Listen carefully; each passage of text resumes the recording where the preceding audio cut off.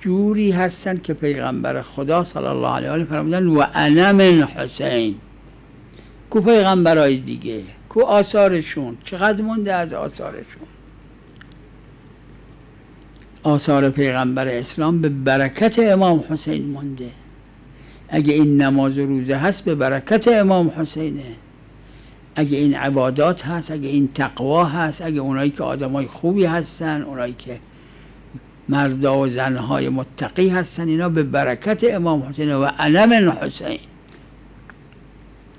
این انا من حسین باید عملی بشه، به دنیا نشون داده بشه.